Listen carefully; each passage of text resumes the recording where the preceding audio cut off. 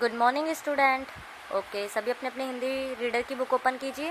Yes, आज start करते हैं हमारा सेकंड चैप्टर। फर्स्ट चैप्टर हमने कंप्लीट कर लिया था। आज स्टार्ट करते हैं सेकंड चैप्टर। सेकंड चैप्टर का नाम है काकी। ओके, चलो स्टार्ट करते हैं। उस दिन बड़े सवेरे शामू की नींद खुली तो उसने देखा घर में कोहराम मचा हुआ है।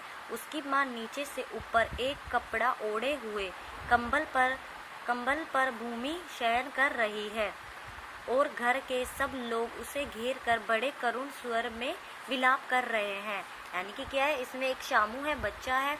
जब वो सुबह जल्दी खड़ा हुआ तो उसने देखा उसके घर में कोहराम यानी कि शोर शराबा, सब रो रहे हैं ना। तो वो उसने देखा उसकी माँ क्या है, एक नीचे यानी कि जमीन पर लेटी हुई है और ऊपर से नीचे तक एक कपड़ा ढका हुआ है। जब लोग उसकी माँ को शमशान ले जाने के लिए उठाने लगे तब शामू ने बड़ा उपद्रव मचाया।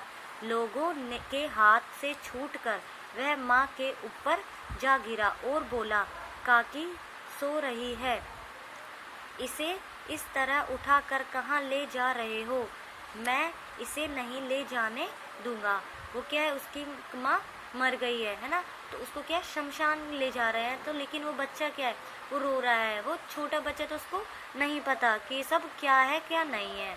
लोगों ने बड़ी कठिनता से उसे हटाया। काकी के अग्नि संस्कार में वह नहीं जा सका क्योंकि वो छोटा था और वो बहुत जिद कर रहा था कि उन्हें मैं नहीं ले जाने दूंगा। इसलिए क्या है, उसको वहाँ पर नहीं लेके गए। एक दासी राम राम करके उसके घर में ही संभालती रही। यद्यपि बुद्धिमान गुरुजनों ने उसे विश्वास दिलाया कि उसकी काकी उसके मामा के यहाँ गई हुई है, परंतु यह बात उससे छुपी नहीं रह सकी कि काकी और कहीं नहीं, ऊपर राम के यहाँ गई है। यानी कि उस बच्चे को काफ़ी झूठ बोला गया कि आपकी काकी नानी की गई हुई है, लेकिन उनको यकीन नहीं आया। उनको क्या है, उनको पता था कि मेरी माँ काकी मर गई है और वो ऊपर भगवान जी के पास गई है। काकी के लिए कई दिन लगातार रोते रोते उसका रुदन तो शांत हो गया, परंतु शोक शांत नहीं हो सका। वह प्रातः अकेला बैठा बैठा शून्य मन से आकाश की ओर ताकता रहता था।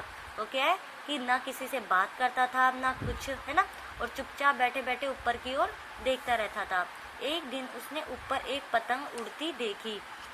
न जाने क्या सोचकर उसका हृदय खिल उठा। वह पिता के पास जाकर बोला, काका मुझे एक पतंग मंगा दो, अभी मंगा दो। पत्नी की मृत्यु के बाद से विश्लेषण अपनी पत्नी की मृत्यु के बाद विश्वेश्वर बहुत अनमने से रहते थे।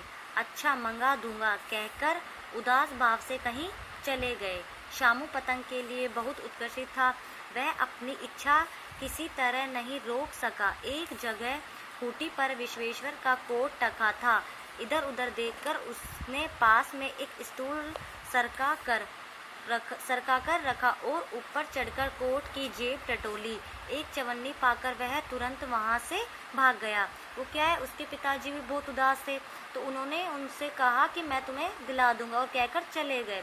लेकिन क्या है, शामू को बिल्कुल भी वो नहीं आया। तो उसने क्या करा, अपने पिताजी के कोट को मतलब उसमें हाथ डाल के उसमें से कुछ जो पैसे थे, एक चवन्नी, वो लेकर चला गया वहाँ से। सुखिया दासी का लड़का भोला शामू का साथी था। शामू ने उसको चवन्नी देकर कहा, अपनी जीजी से कहकर गुपचुप एक पतंग और डोर मंगा दो।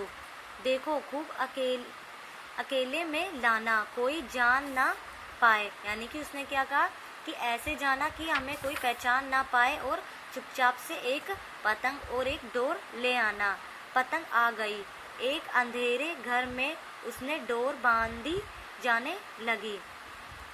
ओके स्टूडेंट, इसके आगे हम कल पढ़ेंगे।